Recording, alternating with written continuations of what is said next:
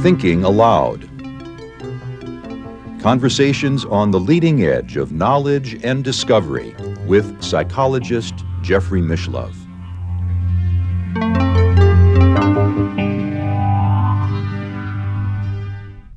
Hello and welcome. I'm Jeffrey Mishlove. We'll be exploring entropy today, the physical phenomena of entropy and its relationship to parapsychology, in particular to precognition.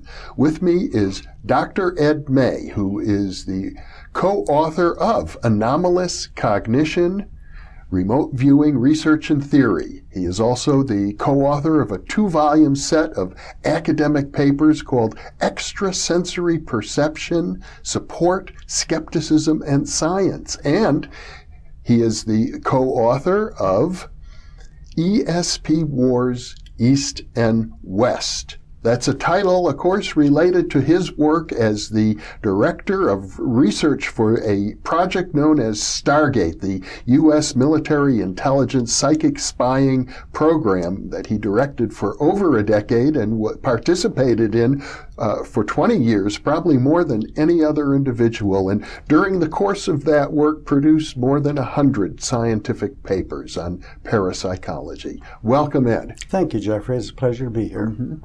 I think one of your great discoveries in your 20 years of extensive research on extrasensory perception is the notion of the importance of entropy. Let's talk about how that began for you. Okay, excellent.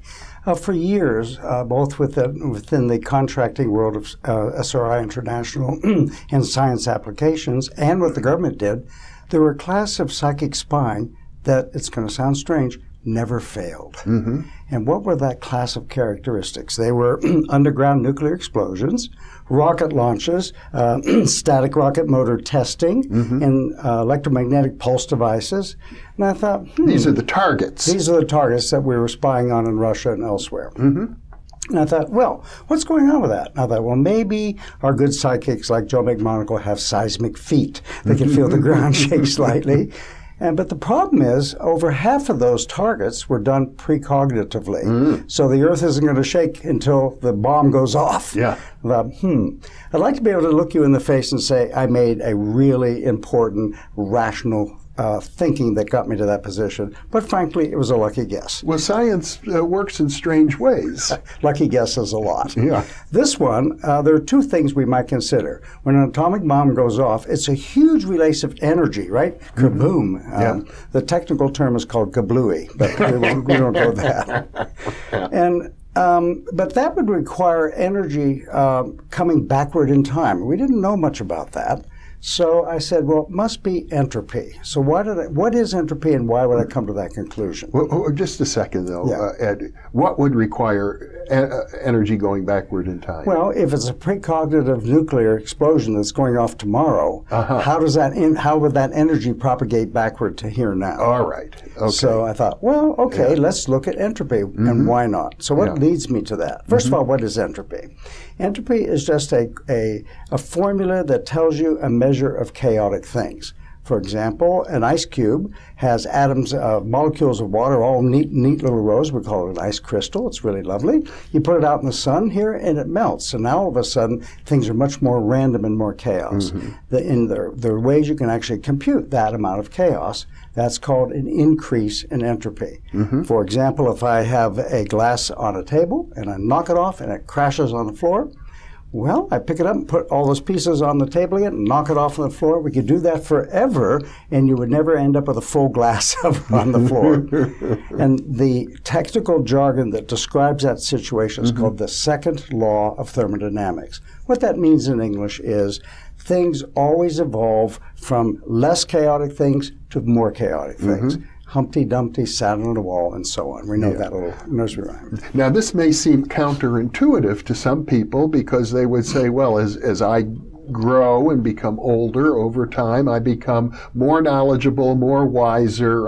My orderliness increases. So I think we need to add the bit about the closed system. Yeah, that's true. That's with regard to the second law. That's true, but you don't need that with regard to this increase of chaos. Now, you're talking about psychological chaos, as an older person, but your atoms are not necessarily, in fact, they're more chaotic in your body. And that would be aging, I yes, suppose, of course, right. to some degree. But the point I'm trying to make is that entropy can decrease, things can become more orderly if energy is pumped into a system. Right, that's also true. Yeah. All right, let's take the example that physics people like to talk in beginning classes. Let's have a glass of water, and somehow magically I put a tiny drop of ink in the middle of it, and I take a video picture of what goes on. Well, we know over time the whole glass will turn slightly blue if it's blue ink. Yeah. And if I pulled a trick on you and showed you that video backwards, you say, for crying out loud, you're showing it to me backwards. Well, how do you know? Because that's not the way the world works at our human level. Time marches forward. It's called the arrow of time. But there's a problem here. Suppose, like Honey, I Shrunk the Kids, I get somebody with a very tiny little video camera, and we look down at what's actually going on. Here's a big ink molecule, and here's a big water molecule, and they go bang. But if you run the thing backwards, it goes bang. And you cannot tell what direction time is going when I show you that video. You couldn't tell me whether I was running it forward or backward. That's a fundamental law of physics. At the microscopic level, time can go in either direction. You get the same physics. But at the macroscopic level, where we live, it all goes in one direction. That's because of entropy. Because of things are getting more and more complex. One example is if I have a book where all the pages are nice and ordered, and I rip the spine off the book and toss the pages into the air, they come settling down. They could land, in principle, the way they were all ordered in the book. Yeah. But the chances of that are infinitesimally small because there are lots of ways it can land where the pages are all out of order. You use the term, things become more complex, and I don't think you mean to say that complexity is equivalent to entropy. Well, it can be. Well, no, it's not. Complexity can be more chaotic. Things that are chaotic are very complex. So that probably was not a good word. Okay. Things become more chaotic. Complexity, I know, is slightly different. Sure. Yeah. Well, let's go back to that book example. If the pages are scattered down, that is a way in which we believe the relationship between the order of a book into a disordered array. That's an increase of entropy. And if I show you that movie, you know exactly which direction time is moving. And I think it's fair to say that many of our viewers will have learned about entropy in their elementary physics courses. I believe that's the case. Yeah. So let's look at what's happened in the parapsychology lab. I'm a data-driven guy. Okay.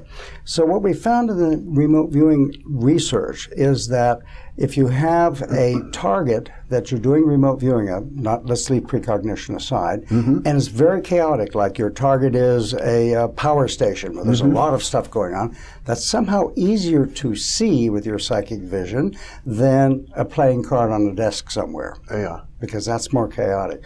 Or if you really want to do spying kinds of things, use your ESP to look for radioactive material as opposed to cocaine. What's the difference there? Cocaine is just harmless little white powder sitting there not doing anything, but radioactivity is doing all kinds of stuff. It's a higher entropy. So what we found, two things. One is entropy is related to the direction of time. Wow. And we also have independently that entropy is related to the quality of remote viewing. The more change of entropy, the better the remote viewing. And as I understand it, even in conventional sensory research, it's been found that entropy has something to do with normal visual perception, for example. And in fact, what's interesting about your vision system, if you could stop your eyes, stare at a spot of the wall and stare at it, your eyes actually are doing this.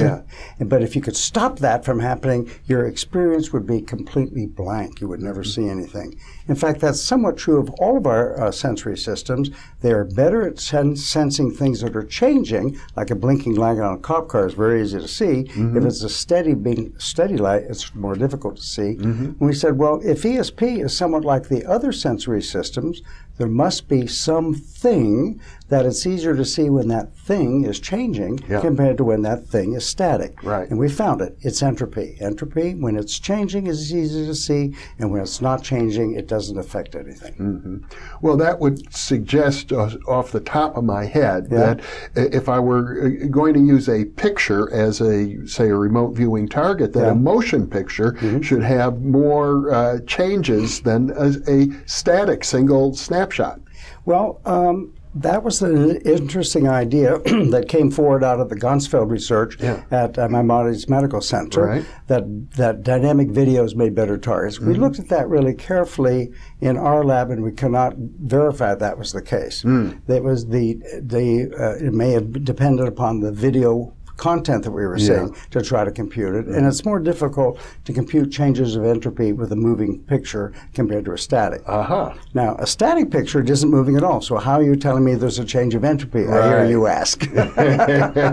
Well, now we're getting to the heart of the problem, or to the heart of your research finding, I should say, because you did this analysis of the gradient of entropy as it is associated with various remote viewing targets. Right. Well, gradient is just a fancy way for saying change. So, and that could be a change in either direction. Absolutely. So now we have a photograph. Nothing is changing at all. It's just a picture. So it turns out that the formula for computing entropy when you have a kerblooey going off in an atomic bomb is the exact same formula if I say, look at pixels in a picture. I use the exact same formula. The only difference is there's a constant out front, but who cares? And so I can compute the entropy across the picture. The entropy for this little patch, and so on. I understand this is based on Boltzmann's famous formula for entropy. I've just recently discovered it's carved on his tombstone. So he's getting more entropic as days goes on. Never mind. But his formula lives on. Exactly.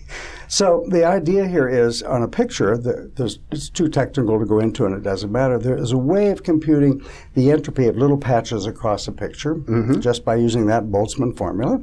And then we've all seen topological survey maps when we go hiking. When instead of, when you do hiking, it's distance on this axis and distance on this axis. Well, we can make a topological survey map like, instead of having distance along that axis, it's entropy on the vertical axis. And I know you have those diagrams. We'll show them so our viewers can see exactly what you're talking about. Okay. And then it's kind of like if you had to hike across this domain, if you had to climb up a big entropy hill, that's a big gradient. It's a big change. So you can actually compute the average gradient across a picture. Now you say, okay, all of our pictures, we have a number of the average gradient of entropy for that picture, and they're varying all the place. And what the research shows is that the more change of entropy there is, even in a photograph, the better the remote viewing. And wow, that is so important because since entropy is related in our sense of why the arrow of time is going one direction, precognition says, hold on a minute, not so fast. Time can go backwards. Both of those things are related to entropy. That doesn't yet solve a problem, but what it does do is point us in the right direction because it said those two totally separate issues are now intimately related to help us understand how precognition works. And once again, those two issues are that A, entropy is related to the direction of time. Yes.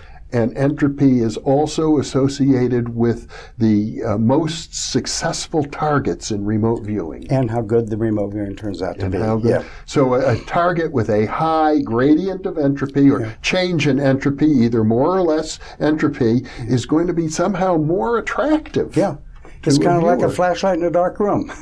Now, we just recently completed an experiment to test this instead of pictures with real sights. And we created an entropy bomb. It wasn't a huge bomb at these sites. Like the old style remote viewing, we have an outbound experimenter randomly chooses a site and goes and stand there. And the remote viewer tries to figure out what's going on. Of course, we all do this precognitively, so the site is chosen after the response is given. And half the time, our outbound experimenter had a bucket, and she poured 3 liters of liquid nitrogen, liquid air, into this bucket, and it would all evaporate after 8 seconds, and that is a small entropy bomb. And we then posited that an entropy bomb at the site would be, cause the person to look immediately. I should look there as opposed to over there, like a flashlight in a dark room. And you know what? It worked. And it worked significantly. And that is another piece of data that says entropy and the quality of precognition remote viewing are intimately related. In other words, when you have two targets, one of which that are equivalent in every respect that you can tell, but in one of them you deliberately insert as you call it, an entropy bomb. A person goes to that location and creates an event that increases the entropy there. Well, one thing we had to be worried about in picking these sites, we didn't want to have natural changes of entropy that would override things. So we left things out like power stations and those kinds of things. Sure. The sites were, frankly, pretty boring. But that's great because, like, one of the sites was a tree along a path. How boring is that? But when someone stood at that, and it's a real case, the outbounder, Lori is her name, poured liquid nitrogen into the bucket, and I'm doing remote viewing with Dr. Nevin Lance, and he says, well, I get a tree and a path, and that's it. I quit. The remote viewing lasted 10 seconds or less, and that was precognitive, and he just nailed it. And not only that, he knew when to stop. He knew when to stop. That's a whole separate issue. But so that's a very significant finding, and it suggests not only that we now know how to produce better targets and how to task people for targets where they're more likely to be successful in remote viewing, we're beginning to get a handle on how time works and how precognition might work as well. Yes. Well, there's another benefit here. That is, modern physics, modern cosmology is now suggesting that changes of entropy and entropy themselves are more fundamental than gravity. And they're thinking that the way information can go backward in time from the future, this is not parapsychology, this is hard-nosed physics, involves entropic forces. And they're thinking even, oddly enough, to remove gravity as one of the fundamental forces and replace it with entropic forces. Now that's interesting. As I understand it, I'm not a physicist, but I interviewed many physicists today. There are four fundamental forces. Gravity is one of them, electromagnetism, and the weak and strong nuclear forces. I'm impressed, yes. And so what you're suggesting is that entropy is being regarded as a force. To replace gravity. And I see. In other words, that entropy will somehow explain gravity? Yes, from fundamental concepts based only on entropy. A researcher named Verlinde from the University of Amsterdam in the Netherlands was able to derive the famous field equations of Professor Einstein, which explains gravity. No, and gravity, as I understand, the little bit that I understand about gravity is that it's also possibly associated with the notion of the curvature of space. In fact, that's what Professor Einstein in general relativity said. In his way, it's not even a force. It's a curvature of space. So that's one of the problems with gravity. No one has been able to figure out a quantum mechanical basis for it, where all the other forces do, and entropy has a quantum mechanical base to it. So that's one of the attractive things of throwing out gravity and bringing in entropic forces to replace it. Well, didn't we just say earlier that at the quantum mechanical level, or the level of molecules, time can go in both directions? That's right. So that would suggest that entropy is not involved at that level. Well, the relationship between time going in both directions to apparently time moving in one direction is strictly an entropic concept. All right. Now, in the macro world in which we live, time to every human being seems to move in one direction, to my knowledge. That's true. I mean, the cosmetic industry and strollers are part of that, yes. Yeah, we start out as babies and we grow old. It never goes the other way. Except in Benjamin Button's movie. That was a wonderful movie. That was a wonderful movie. But at the subatomic level, it's as if Benjamin Button could be real. Yeah. Well, but the observable, we have a big problem on our hands with that only direction, single direction of macroscopic time that we all know and love. There's a problem. It's called precognition. Yeah. It seems the arrow is going backward even at the macroscopic level. So if this turns out to be true and we can measure it and explore it and put it on good, solid scientific footing, we're taking that first or two steps already, then we, in fact, change the whole nature of our understanding of the arrow of time. And we're not the first to do this, as you know. There are plenty of books about the arrow of time, and lots of people have been worrying about that problem. Well, there's also the issue of psychological time. Yes. I have no idea what that means. Well, actually, I do. Sure. Sometimes, I think you told me you yourself once had an experience where time seemed to expand. Oh, yes. I think everybody has. I drove off an 8-foot cliff when I was 18 years old, and while I was in the air, which physically is only a small fraction of a second, the psychological experience of that was, oh, this is really fine. I don't feel the bumps of the road anymore. And I landed and all 4 tires went, I totaled my car.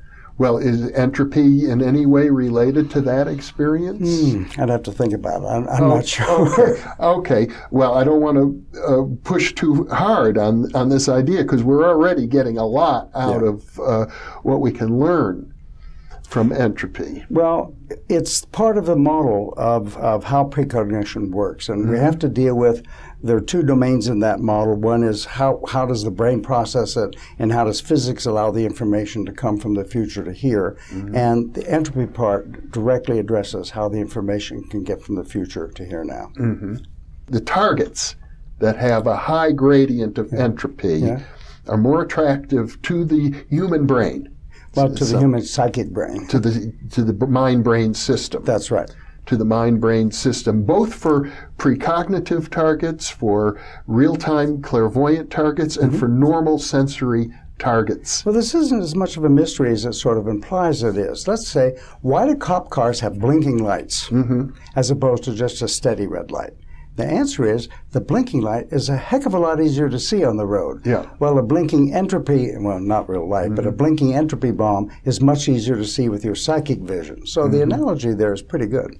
And as I understand it from the point of view of evolutionary psychology, it's likely that when our ancestors, our primate ancestors, were in the savannas of Africa looking for leopards that might be prowling in the tall grass, that a change in the entropy of their visual field would alert them to danger. There's a survival value there. I like that a lot. It's a sort of an evolutionary hand-waving argument how this might work. You know, because it doesn't help you at all. If you look at the grass, no big deal. You look at the grass again, and it's not survival-oriented to notice that the grass hasn't moved.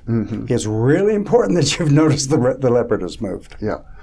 And surely a person who has a modicum of precognitive ability is going to be able to potentially survive things that might suddenly jump out of the bushes at them. Sure. I mean, if you're sitting in your cave and you want to go down to the creek to get water, wouldn't it be nice if you knew the saber-toothed tiger is lurking out there with hell-bent for leather to have you for lunch? And if you could precognite that that's what's going to happen, you have a better survival than if you just want, oh, where did that guy come from? Then you are lunch. And as far as I know, if somebody could precognize 5 seconds into the future and play the stock market, they would amass a vast, unfathomable fortune. Well, there's a cute movie with Nicolas Cage in it called Next, where he can perfectly precognize 2 minutes in advance. Gives him a slight advantage when he's avoiding the cops. Right. So there's enormous potential survival advantages if people can harness this. But it raises the philosophical conundrum, and we're not going to answer it here, I don't think, and that is, if you could see the future, are you, in some sense, condemned to experience the future you see? And the bottom net of all that is experiments show that that is not the case. Yay. Well, if it's not the case, then as you've explained it to me in the past, one reason it might not be the case is because we're not seeing the actual future, we're seeing what the probabilities are in the present. Right. You drive to work every morning, but you have this precognitive psychic dream that you're going to get smashed up and killed in an automobile. Stay in bed. You don't have to go to work. Well, I don't want to get ahead of your own thinking in this, but if I'm looking at the probabilities, I'm seeing not necessarily information coming to me from a future source. I'm seeing the quantum probability fields in the present moment. Maybe we need to talk about it at some length, but it's clear that if you go to work every day and it's Thursday, you're going to go to work anyway. The most probable future you're going to experience is go down, get in your car, and drive to work. That's the most probable future, right? But you have the psychic dream that says, even though that's the most probable thing I'm going to do, I'm going to get killed, which is highly improbable. Yeah. And so you want to avoid that by staying in bed, and luckily we can. Well, I do know that there's some parapsychology research associated with various disasters, train wrecks, and so on, that suggests that the number of people on, I believe it's trains. Oh yeah, the famous study. Yeah. When those trains had accidents was less than the same train a week before or a week following on the same route. Yeah, they looked at what they called no-shows. There was an increase of no-shows. We actually tried to get the airlines, even a classified study, to repeat that study. And one of our people was on the Federal Aviation FAA board, and they couldn't get the airlines to agree, even at a classified level with us, to do death statistics, because we'd want to know that. They wouldn't let us do it. That was a little frightening to them. Yeah. Still, there is at least a little bit of research that's already been done. Oh, sure. Yeah, well, that study I think you were mentioning happened in the 50s sometime, where trains were the most way of worth repeating. Yeah, oh yeah. Well, if you know anybody at the FAA, call them up, please. Dr. Ed May, it's been a pleasure once again, and very stimulating and stretching my thinking process. Well, I hope we've made it clear enough for our listening and visual audience to understand what we're talking about. I hope so too, and I think we probably did. Great. Thank you, Jeffrey. Thank you for being with me, Ed. Bye. And thank you for being with us.